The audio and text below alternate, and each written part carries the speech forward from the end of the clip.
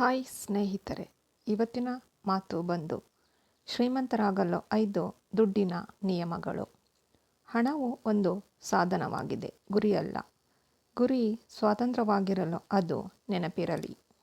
ಹೀಗಾಗಿ ನಿಮ್ಮ ದುಡ್ಡಿನ ಬಗ್ಗೆ ಕಾಳಜಿ ವಹಿಸಿಕೊಳ್ಳುವುದು ತುಂಬ ಮುಖ್ಯ, ಏಕೆಂದರೆ ಪ್ರತಿಯೊಂದು ರೂಪಾಯಿಯು ನಿಮ್ಮ ಭವಿಷ್ಯವನ್ನು ನಿರ್ಧರಿಸುತ್ತೆ.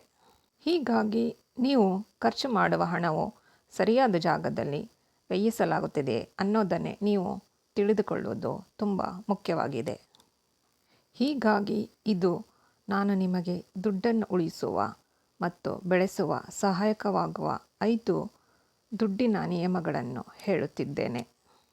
ತುಂಬ ಜನರು ದುಡ್ಡಿಗೋಸ್ಕರ ಹಗಲು ರಾತ್ರಿ ದುಡಿದು ನಂತರ ಸುಲಭವಾಗಿ ಆ ದುಡ್ಡನ್ನು ಖರ್ಚು ಮಾಡುತ್ತಾರೆ. ತುಂಬ ಜನರಿಗೆ ಗೊತ್ತಿರಕ್ಕಿಲ್ಲ, ತಾವು ಸ್ವಲ್ಪ ತಲೆ ಓಡಿಸಿದರೆ ತಾವು ದುಡಿದ ದುಡ್ಡೇ ತಮಗೋಸ್ಕರ ದುಡಿಯುತ್ತೆ ಅಂತ.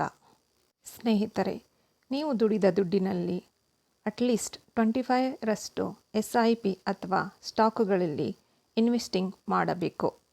ಇನ್ವೆಸ್ಟಿಂಗ್ ಮಾಡುವುದು, ದುಡ್ಡನ್ನು ನಿಮಗೋಸ್ಕರ ದುಡಿಯಲು ಬಿಡುವುದು ಒಂದು ಬೆಸ್ಟ್ ಟೆಕ್ನಿಕ್ಗಳಲ್ಲಿ ಒಂದಾಗಿದೆ. ಹೇಗೆ ಹನಿ ಹನಿ ಕೂಡಿ ಹಳ್ಳವಾಗುತ್ತೋ ಹಾಗೆಯೇ ನಿಮ್ಮ ಪ್ರತಿಯೊಂದು ರೂಪಾಯಿ ನಿಮ್ಮ ಜೀವನವನ್ನು ಬದಲಿಸುವ ತಾಕತ್ತು ಹೊಂದಿರುತ್ತದೆ. ಹೀಗಾಗಿ ನಿಮ್ಮ ಹಣವನ್ನು ವೆಲ್ ಆರ್ಗನೈಸ್ಡ್ ಆಗಿ ಇಡುವುದು ಹಣವನ್ನು ಮ್ಯಾನೇಜ್ ಮಾಡುವ ಒಳ್ಳೆಯ ಸಂಕೇತಗಳಲ್ಲಿ ಒಂದಾಗಿದೆ. ಹಣವನ್ನು ವೆಲ್ ಆರ್ಗನೈಸ್ಡ್ ಆಗಿ ಇಡಲು ಆಟೋಮೇಷನ್ ಮಾಡುವುದು ತುಂಬ ಅವಶ್ಯಕತೆ. ಅಂದರೆ ನಿಮ್ಮ SIP, EMI ಅಥವಾ ಇತರ ಯಾವುದೇ ಲೋನ್ ಕಂತುಗಳು ಆನ್ಲೈನ್ ಆಗಿಯೇ ಕ್ರೆಡಿಟ್ ಆಗುವಂತೆ ನೋಡಿಕೊಳ್ಳುವುದು. ಪ್ರತಿ ತಿಂಗಳ ಬಜೆಟ್, ನೀಡ್ಸ್ ಮತ್ತು ವಾಂಟ್ಸ್ಗಳ ಬೆಲೆ ಮೀರದಂತೆ ನೋಡಿಕೊಳ್ಳುವುದು ನಿಮ್ಮ ಫೈನಾನ್ಸ್ ಅನ್ನು ಚೆನ್ನಾಗಿ ಮ್ಯಾನೇಜ್ ಮಾಡುವ ಕಲೆಗಳಲ್ಲಿ ಒಂದಾಗಿದೆ.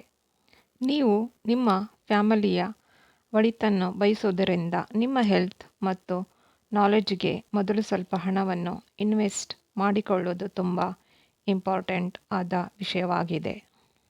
ಅದರಲ್ಲೂ ಫೈನಾನ್ಸ್ಗೆ ಸಂಬಂಧಪಟ್ಟಂತೆ, ಸೆಲ್ಫ್ ಹೆಲ್ಪ್ಗೆ ಸಂಬಂಧಪಟ್ಟಂತೆ ನೀವು ಒಳ್ಳೆಯ ಓದುಗರಾಗಿದ್ದರೆ ಪ್ರತಿ ತಿಂಗಳು ಕೆಲವು ಬುಕ್ಸ್ಗಳನ್ನು ಓದಲು ನಿಮ್ಮ ಹಣವನ್ನು ಇನ್ವೆಸ್ಟ್ ಮಾಡುವುದು ಒಂದು ಒಳ್ಳೆಯ ಬೆಳವಣಿಗೆ ಆಗುತ್ತದೆ. ಒಟ್ಟಿನಲ್ಲಿ ನಿಮ್ಮ ಮೇಲೆ ಇನ್ವೆಸ್ಟ್ ಮಾಡಿದ ಹಣ ನಿಮಗೆ ಒಂದು ದಿನ ಒಳ್ಳೆಯ ರಿಟರ್ನ್ ಕೊಡುತ್ತೆ.